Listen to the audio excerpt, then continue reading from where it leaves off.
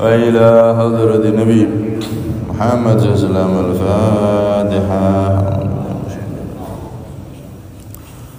بسم الله الرحمن الرحيم. الحمد لله رب العالمين الرحمن الرحيم مالك يوم الدين إياك نعبد وإياك نستعين اهدنا الصراط المستقيم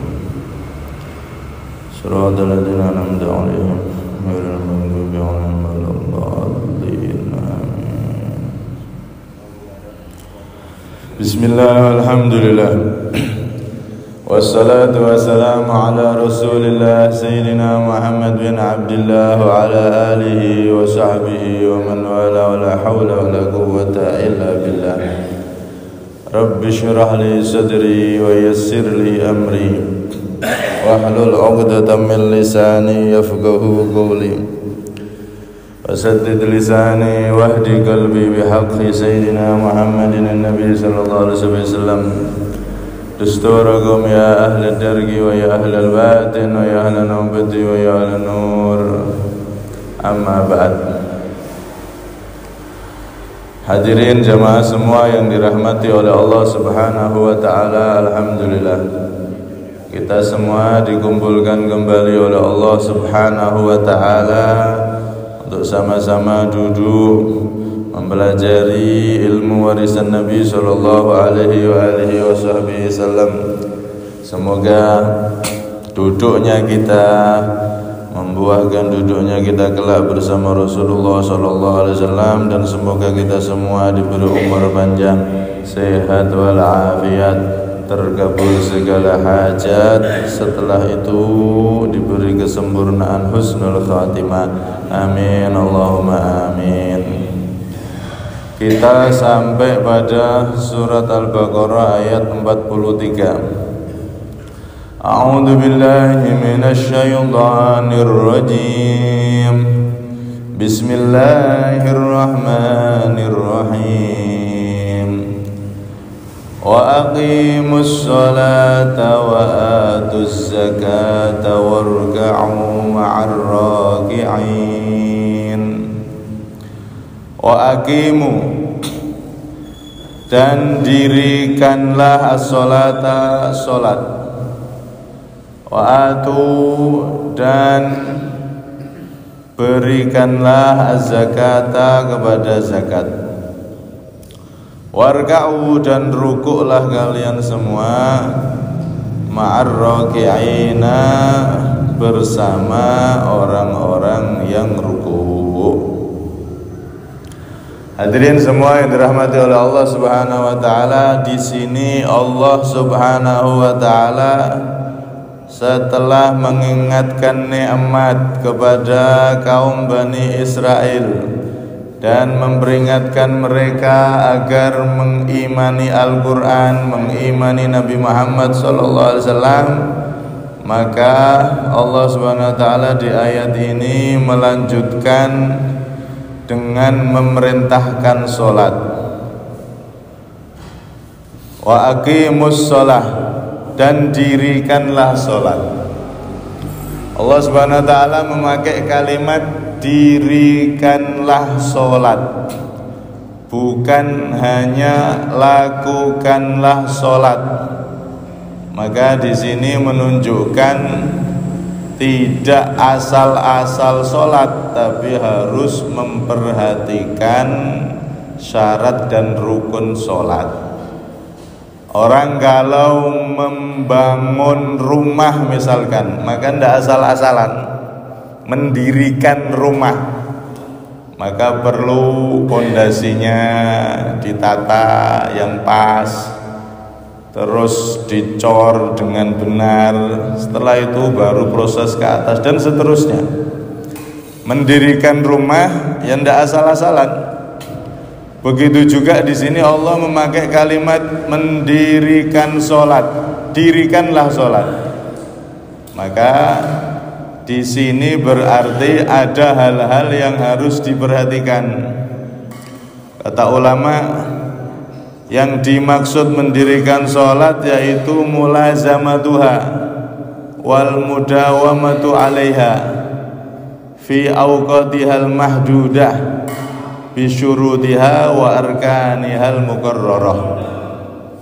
Yang dimaksud mendirikan sholat berarti melazimi melakukan sholat tersebut di waktu yang telah ditentukan.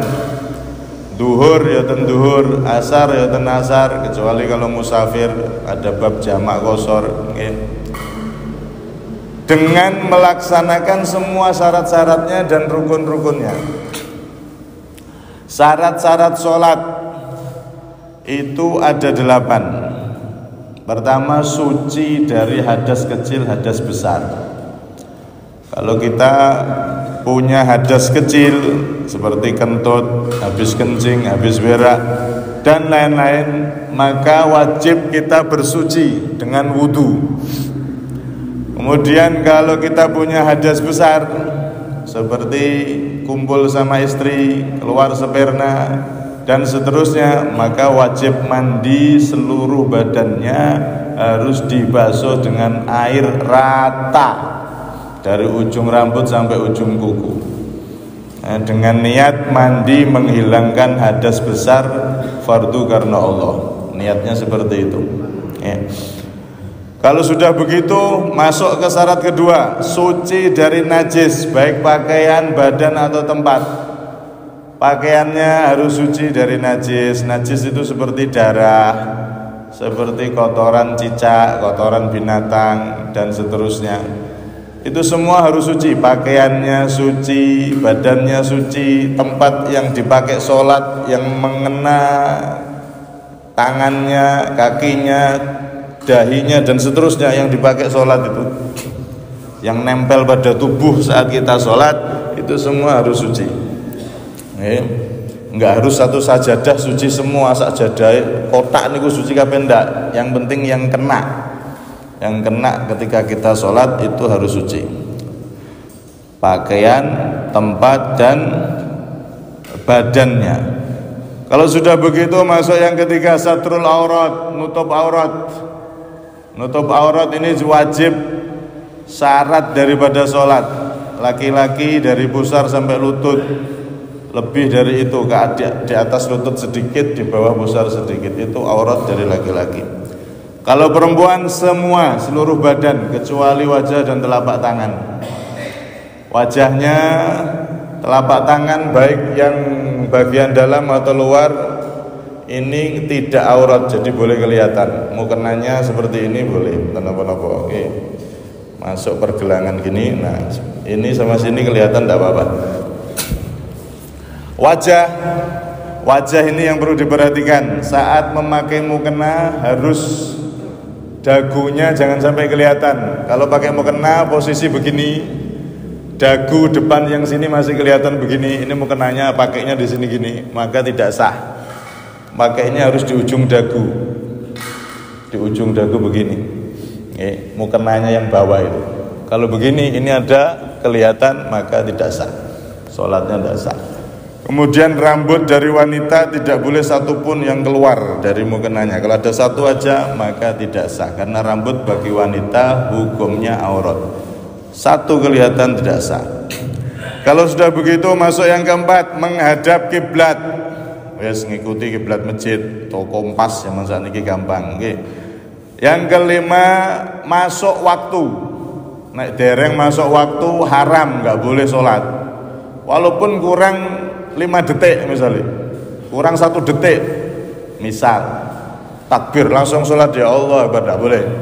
Harus masuk waktu. Karena itu yang bagian adzan harus teliti. Jangan sampai adzan kecuali waktu sholat sudah masuk. Kenapa? Karena kadang ada di rumah itu ibu-ibu yang dia ini Masya Allah istiqomah, krungu adzan Allahu Akbar langsung sholat. Lah kalau pas adzannya kurang 5 menit sudah adzan, yang di rumah udah sholat, tidak sah nanti dia. Yang nanggung dosanya siapa? Yang adzan. Saleh sopo adzan belum masuk waktu. Jadi adzan itu menunjukkan sudah masuk waktu, maka baru di situ boleh sholat. Belum masuk waktu tidak boleh sholat. Kemudian yang keenam, mengetahui bahwa sholat itu hukumnya wajib. Kalau ada orang ditanya masuk Islam pertama dan dia sudah lama masuk Islamnya, hukumnya sholat itu apa? Nggak tahu, maka nggak sah sholatnya. Kecuali kalau dia masuk Islam baru saja masuk Islam, atau dia berada di pedesaan pelosok yang di situ nggak ada ulama sampai nggak ngerti, maka itu dimakfu, dua orang itu diampuni. Baru masuk Islam atau berada di daerah yang nggak ada ulama di situ, sampai sholat hukumnya wajib nggak ngerti, tapi dia sholat terus tiap hari, maka yang seperti itu nggak apa-apa. Tapi kalau dekat ulama, ada ulama banyak kok sampai nggak ngerti masalah sholat, nggak ngerti masalah agama, maka dia yang salah, dia yang dosa. Kenapa nggak ikut ngaji? Kenapa nggak ikut hadir majelis? Kemudian yang ketujuh, tidak meyakini yang sunnah tidak meyakini yang wajib jadi sunnah. Contoh, baca Al-Fatihah itu hukumnya apa? Nah, kalau dia jawab sunnah, maka nggak sah sholatnya. Yang wajib diyakini wajib. Ini yang ketujuh. Kemudian yang kedelapan, menjauhi segala hal yang membatalkan sholat. Semua yang membatalkan sholat dijauhi, seperti gerak 3 kali, atau ngomong, ya, atau makan minum tuh gambarannya di giginya ada bekas makanan ditelan sengaja, itu batal sholatnya. Itu semua harus dijauhi. Kalau sudah begitu, selesai, syarat sholat 8 sudah terpenuhi, maka masuk dalam rukun sholat. Rukun sholat pertama niat. Kalau sholat fardu niatnya 3, usolli fardol maghrib misalnya, sholat fardu maghrib, sholat fardu isya, dan seterusnya. Kalau sholatnya sholat Jumat niatnya 4, sholat fardu Jumat makmum atau imam. Nah itu harus dihadirkan di dalam hati. Oke. Kemudian ketika niat itu dibarengkan dengan yang kedua, yaitu takbiratul ihram, Allahu Akbar. Nah pas baca Allahu Akbar, takbiratul ihram itu disitulah niatnya. Sebelum sholat kita baca usolli itu sunnah, tapi ketika takbir Allahu Akbar, nah disitulah letak niat kita. Hati harus sadar 3 hal tadi itu, 4 hal kalau Jumat. Kemudian berdiri bagi yang mampu, ini yang ketiga. Keempat, baca Al-Fatihah dari bismillah sampai waladhdallin harus dibaca pakai suara. Kalau dibaca di dalam hati, walaupun satu huruf yang semuanya dibaca pakai suara, ada satu huruf yang dibaca dalam hati, maka Al-Fatihahnya tidak sah. Kalau Al-Fatihahnya tidak sah, maka sholatnya bisa jadi tidak sah. Begitu juga takbir tadi Allahu Akbar, semuanya harus dibaca pakai suara sekira telinga kita dengar sendiri. Kemudian yang selanjutnya rukuk. Yang kelima, keenam, rukuk dan tumakninah. Rukuk sekira kedua tangan kita kena lutut. Oke, posisi usahakan seperti L, huruf L gitu. Kemudian yang ketujuh dan kedelapan, i'tidal, bangkit dari rukuk, sami Allah liman hamidah, sama tumakninah, diam sesaat. Jadi bangkit, diam sesaat, baru gerak ke sujud. Makanya disunahkan ketika rukuk subhanarabbiyal azim wa bihamdi, ketika i'tidal rabbana lakal hamdu. Itu minimal dibaca seperti itu. Rukuk minimal dibaca sekali, subhanarabbiyal azim wa bihamdi, sekali sudah boleh. Oke, tapi sunnahnya 3 kali. Kemudian sujud 2 kali. Ketika sujud, maka yang perlu diperhatikan kaki. Ini kaki, jari-jarinya harus menjejak, harus menginjak lantai begini. Kalau dia sujud, jari-jarinya begini tanpa ada yang diinjakkan begini, jari-jarinya ngelowor gini, maka tidak sah sholatnya. Harus kakinya dijejakkan, walaupun 1 jempol. Oke. Nek sampai dono sing nginjak ngene, maka nggak sah. Kedua kakinya harus semuanya menjejak atau menginjak. Kemudian dahinya harus terbuka. Nah, enten wong sujud dahinya tertutup, contoh pakai kopiah terlalu begini. Sujute ning kene. Bathuke mboten enten sing kena lantai, maka tidak sah salatnya. Atau bathuke terbuka, dia pakai serban, pas sujud serbane sing digawe sujud. Serban yang dipakai untuk sajadah daripada bahunya, dahinya. Nggih, bathuke niku. sujud di serban yang dia bawa, nggak sah. Yang banyak terjadi itu perempuan pakai mukenanya potongan tengah, sujud langsung gini, saya digelar, mukenanya digelar, sujudnya di atas mukenanya, batunya ditaruh di mukena, jidatnya ditaruh di mukena, itu nggak sah. Itu perlu diperhatikan ketika sujud. Kemudian sujud 2 kali, setelah itu ketika sujud juga tumakninah, sunnah baca subhana rabbiyal a'la wa bihamdi, dibaca 1 kali sudah cukup tumakninahnya, tapi sunnahnya 3 kali. Kemudian setelah itu duduk di antara 2 sujud, tumakninah, diam sesaat. Nah itu sunnah baca rabbighfirli wajburni warfa'ni, nek boten hafal rabbighfirli warhamni, cukup. Niku minimal tumakninah. Kemudian setelah itu selesai, bangkit seperti biasa baca Fatihah dan seterusnya. Kemudian yang ke-13 tahiyat akhir, at-tahiyatul mubarakatuh, kemudian duduk tahiyat akhir. Duduk itu hukumnya wajib, sunnahnya duduk tawarruk, duduk seperti tahiyat akhir yang sudah maklum. Baca sholawat, kemudian salam. Nah ketika salam itu sunnah noleh kanan noleh kiri. Dan yang wajib salam itu adalah sebelah kanan. Assalamualaikum warahmatullahi. Jadi sunnahnya itu ngeten. Assalamualaikum pas niku baru noleh. Assalamualaikum warahmatullahi. Assalamualaikum warahmatullahi. Nah itu noleh. Yang wajib salam yang pertama itu juga harus dibaca pakai suara sekira telinga kita dengar. Salam yang kedua kiri itu sunnah. Jadi misalnya jenengan mboten salam mboten napa-napa, sah salatnya. Atau ketika salam assalamualaikum warahmatullahi, mau salam kiri ngentut astut, nah, ngentut. Yang penting salam pertama sudah selesai, salam ke kiri kok tiba-tiba kentut, sah salatnya, enggak apa-apa. Karena salam ke kiri itu hukumnya sunnah. Jadi tidak mempengaruhi, tidak membatalkan puasa salat. Nah, kalau sudah begitu baru dinamakan mendirikan sholat. Jadi ada 8 syarat plus 17 rukun. Kalau semuanya dilakukan dengan benar, maka baru disebut wa aqimus sholah, masuk dalam firman Allah ini. Sebagian ulama mengatakan tambah 1 rukun itu apa? Khusyuk dalam sholat. Tapi ini pendapat yang di luar madzhab Syafi'i. Khusyuk di dalam sholat. Jadi ketika kita sholat itu wajib khusyuk, walaupun sebentar. Nek mulai awal sampai akhir assalamualaikum tuh, gak ada khusyuk sama sekali. Itu menurut sebagian ulama gak sah sholatnya. Jadi harus ada khusyuk minimal berapa detik atau berapa menit terserah. Yang penting ketika sholat itu jangan sampai gak khusyuk sama sekali. Itu menurut sebagian ulama ada yang memasukkan khusyuk di dalam sholat. Kemudian di sini diteruskan oleh Allah wa atuz zakah, dan tunaikanlah zakat. Tunaikanlah zakat, bayarlah zakat, keluarkanlah zakat, berikanlah zakat. Kalau masalah zakat niku panjang kalau diterangkan, guys. Tapi sudah pernah juga kita terangkan niku. Masalah zakat ini digandeng sama sholat. Wa aqimus sholata wa atuz zakah. Sholat sama zakat di dalam Al-Quran itu selalu beriringan, tidak pernah dipisah. Pasti kalau sudah Allah merintahkan sholat, pasti merintahkan zakat.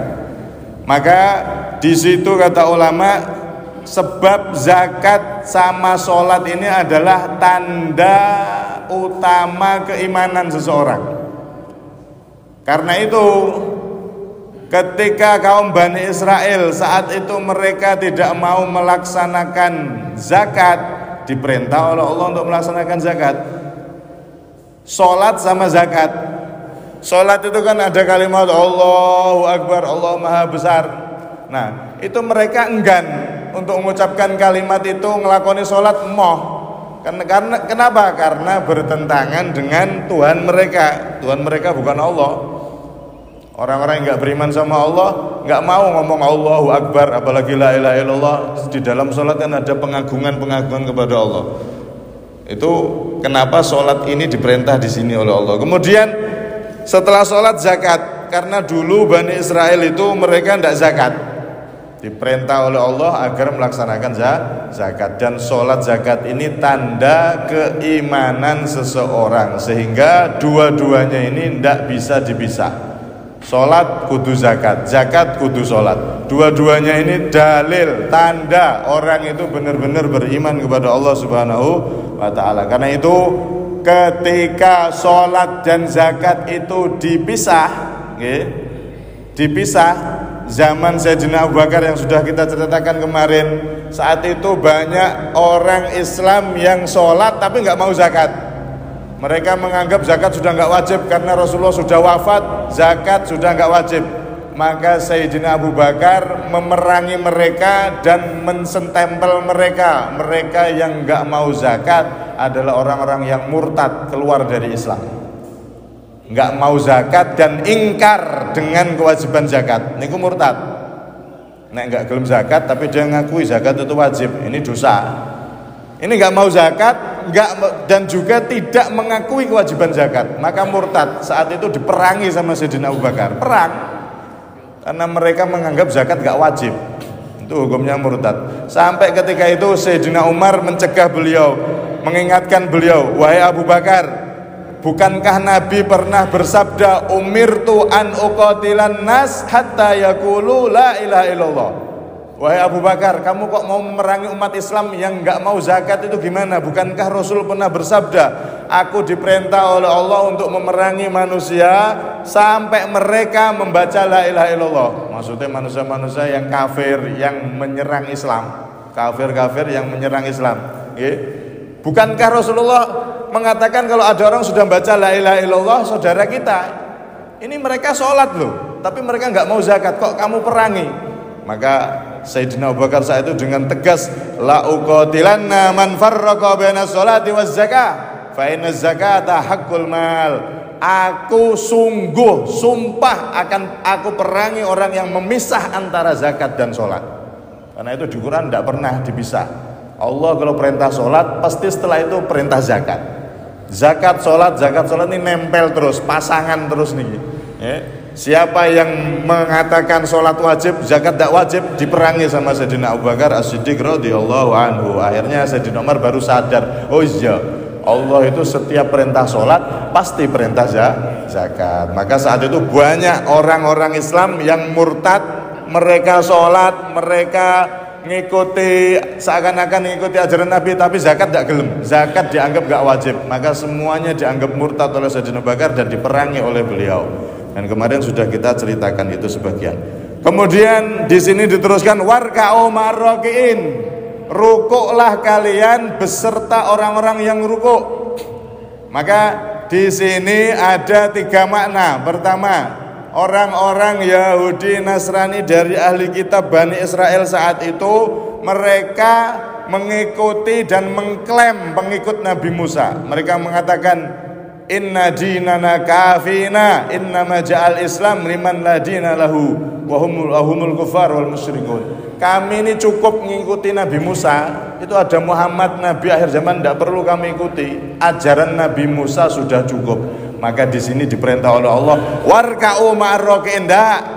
Kamu kalau mengikuti ajaran Nabi Musa malah justru harusnya faham dan tahu siapa Nabi Muhammad dan harus mengikuti Nabi Muhammad sallallahu alaihi wasallam. Rukuklah kalian beserta orang yang rukuk. Kenapa?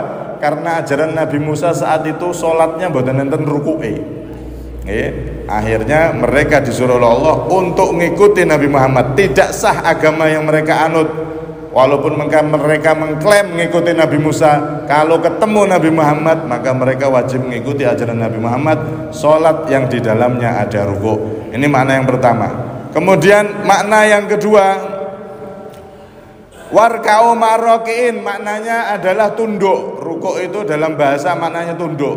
Ngikuti Nabi Muhammad, percaya Nabi Muhammad, iman sama Nabi Muhammad, tunduk sama syariat ajaran Nabi Muhammad sallallahu alaihi wasallam. Kemudian yang ketiga, warka'u ma'arraki'in, rukuklah kalian bersama orang-orang yang rukuk. Maksudnya jama'ah sama itu sahabatnya Muhammad, umatnya Nabi Muhammad, kalian gabung ke sana, sholat bareng mereka berjamaah menghadap kiblat. Karena orang-orang Yahudi saat itu, orang ahli kitab, mereka kalau sholat menghadap Baitul Maqdis. Nah, disuruh oleh Allah untuk berjamaah gabung dengan Nabi Muhammad, beriman sama Nabi Muhammad, sholat seperti mereka sholat, berjamaah bersama mereka menghadap ke Ka'bah yang menjadi kiblatnya Nabi Muhammad SAW, kiblatnya umat Islam. Nah, di sini ada pelajaran pentingnya berjamaah. Sholat jamaah niku penting. Sampai dalam madhab Imam Syafi'i, pendapat yang mukhtar, pendapat yang kuat, jamaah niku hukumnya fardu kifayah, bukan sunnah muakkadah, tapi fardu kifayah. Itu menurut pendapat yang kuat. Jadi kalau ada satu desa masjidnya kosong nggak ada jamaah iblas, maka dosa semua. Tapi kalau sudah ada yang jamaah nggak dosa. Jadi jamaah niku hukumnya fardu kifayah. Koyok kalau jenengan nyolati mayit, sholat mayit itu hukumnya fardu kifayah, harus ada yang melaksanakan. Kalau ndak ada semua dosa semua.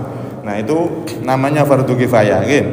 Kemudian di situ jamaah ini disebutkan oleh Nabi, sholatul jamaah tafdulu sholatul fadhi bi 27 darajah. Sholat jamaah itu mengungguli sholat sendiri sebanyak 27 derajat. Dan ketahuilah hadirin, derajat niku, satu derajat itu lebih mahal daripada dunia seisinya. Bayangno niku, satu derajat itu lebih mahal daripada dunia seisinya. Nek sholat dhewe entuk sak derajat, nek sholat jamaah entuk 27 derajat. Maka kadang-kadang kalau jenengan males jamaah, kalau di dalam madhabnya Imam Ahmad bin Hambal niku disebutkan, man shalla wahdahu ma'al qudrah 'alal jamaah tasihhu sholatuhu wa yahrumu 'alaihi. Barang siapa yang bisa sholat jamaah, mampu dia sholat jamaah, ya sehat, umpama jauh ya kendaraan ada, pokoknya mampu dia, tapi tidak mau jamaah, maka sholatnya sah tapi haram, tapi dosa. Itu menurut madhab Imam Ahmad bin Hambal. Menunjukkan apa? Menunjukkan pentingnya jamaah. Bahkan dalam madhab Imam Ahmad bin Hambal itu ada yang mengatakan tidak sah. Nek mampu jamaah kok sholat dewe, enggak sah sholatnya. Itu madhab Imam Ahmad bin Hambal. Tapi kalau madhab kita Imam Syafi'i, jamaah niku hukumnya dalam pendapat tadi itu yang paling kuat adalah fardu kifayah. Fardu kifayah itu yang penting ada yang berjamaah. Ala kulli hal, yang jelas di sini warka'u ma'ar-raki'in menunjukkan pentingnya berjamaah, karena jamaah itu adalah apa itu kadus persatuannya umat Islam. Makanya dilihat di satu daerah itu persatuan Islamnya maju apa tidak, maka lihat jamaahnya. Sholat 5 waktunya itu maju apa tidak jamaahnya. Nek maju rame masjidnya, makmur masjidnya, oh tanda Islam di daerah tersebut kuat dan makmur. Tapi nek masjidnya kosong, subuh yang jamaah wong loro, imam kalih makmume tok, utawa malah kadang gak ono makmume, andan dhewe, pujian dhewe, qomat dhewe, imami dhewe ning mihrab, makmume jin dan jun, jin tok makmume. Naudzubillah min dzalik. Maka di satu kampung makmur apa tidak Islam, Islamnya itu kuat apa tidak orang-orang sini ya. Kalau kita kunjung ke daerah mana, maka lihat masjidnya. Masjidnya nek makmur dengan jamaah, makmur dengan majelis ilmu yang semacam ini, maka menunjukkan orang-orangnya di situ ahli agama atau Islam di situ kuat. Semakin makmur masjidnya menunjukkan semakin kuat Islam di daerah tersebut. Semoga kita semua dijadikan orang-orang yang ahli berjamaah. Amin, Allahumma amin. Terakhir di sini kesimpulan satu, mendirikan sholat, melaksanakan sholat itu ampun asal-asalan, jangan asal-asalan, tapi dipelajari syarat dan rukunnya dengan benar, sehingga kita termasuk firman Allah wa aqimus sholat. Kemudian zakat dan sholat ini dua kewajiban yang nggak bisa dipisah. Begitu juga dengan zakat, maka harus kita pelajari bagaimana tata cara mengeluarkan zakat yang benar, sehingga sholat kita lakukan, zakat kita lakukan dengan benar semuanya, dua-duanya benar, maka kita terhitung menjadi orang yang benar-benar imannya diakui oleh Allah Subhanahu wa taala. Kemudian yang ketiga, pentingnya berjamaah. tanda kuat atau lemahnya Islam di suatu daerah, maka lihat jamaahnya, lihat masjidnya. Semoga daerah kita makmur dengan ilmu, makmur dengan jamaah, dan kita semua sak daerah niki terhitung bareng-bareng jadi umat Kanjeng Nabi yang membahagiakan Nabi sallallahu alaihi wasallam. Amin Allahumma amin. Kurang lebihnya minta maaf. Hada minni wal afu minkum. Assalamualaikum warahmatullahi wabarakatuh.